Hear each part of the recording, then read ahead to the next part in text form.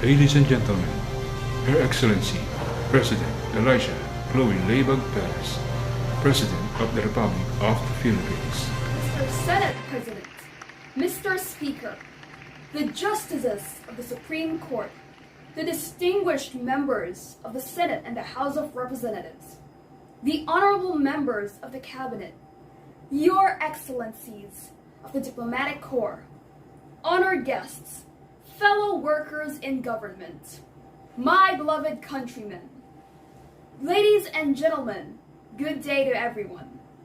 100 days ago, I stood on the steps of Malacanang and told the Filipino people, I'm ready for the task. I promised to take our country far on my watch with policies benefiting everyone.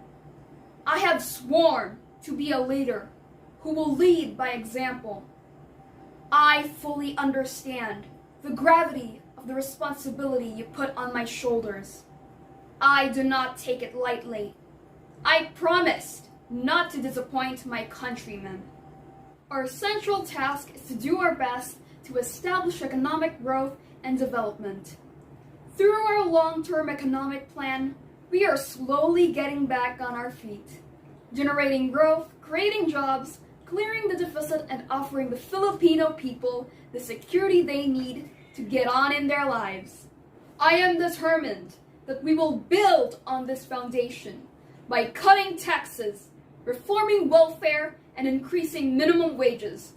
We are improving the lives of the working people. On the challenge of tackling poverty, we're attacking the cause of poverty and not just its symptoms.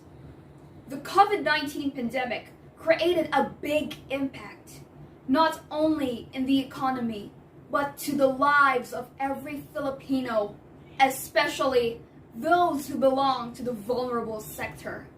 As the economy starts to open up, jobs will be made available to everyone. In my term, I promise to abolish the palakasan system in selecting employees. Filipinos are overflowing with talents. It pains me to see that these talents are used by other countries because the government cannot provide sufficient jobs and incomes to its own people. Our friends and leaders from other countries promised me investments that can provide regular jobs to 5 million Filipinos, available to anyone and everyone who has the ability and capacity to learn and do the job, even without a ninong or a ninang, or a director relative who can give recommendation. Kaya mga inaanak, patatawarin mo na ngayon. I encourage all companies, both public and private sectors, to have a fair selection of employees. On the challenge of delivering security in a dangerous world, a more improved security force will be implemented throughout the country. I signed a bill giving a 30% increase in salary and additional bonuses to the security enforcers. We are doing our best to persuade new recruits with enhanced training, teaching them not only to combat, but to restore the value of integrity. I promise to produce greater number of soldiers and police force that will bring back the pride of the safe Philippines. I also want to address the country's healthcare problems. Many lives were taken during the pandemic. Some could have been saved if only we have enough supplies, staff, and facilities to cater them. We may be slowly rising up from the downfall of the pandemic, but COVID-19 is still there, and we never know when all these will end. We are calling out the youth to take part in this battle. We will provide scholarship to all students who wish to pursue their field in medicine but are not capable to pay for their tuition fees. These include nurses, medical practitioners, scientists, and anyone who provides healthcare services to the people. In addition to this, Salary increase of 30% and bonuses will be implemented to all employees who work in the medical field. Additional hospitals, facilities, and research centers are currently built throughout the country to cater a greater number of patients. My mission is to provide sufficient health care for everyone. No one must be turned down because of bed unavailability or supplies and equipment shortage. We are also seeing through vital reforms in our school services, including the creation of additional classrooms and teachers. We want everyone to have a chance to succeed, and education is the best way of ensuring that.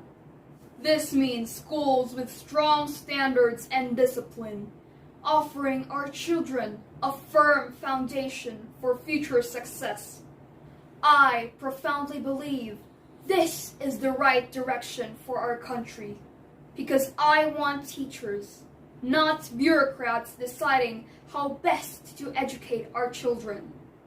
With this belief, I am funding seminars and trainings for the educators to uplift the standards of the school. Moreover, I submitted a bill in the Congress called Educating the Educators, a school funded by the government that will train the youths who wish to be educators for free, ensuring them jobs in public schools once they finish the course. Imagine if this bill will be approved. We can send teachers even in the remote areas, so education will be made available to every Filipino child. We can build additional schools, from primary to universities, that can provide a better education for our children. 100 days in this government have ideas to build a better nation vision and to deliver real social mobility in our country. No Filipino should die of hunger.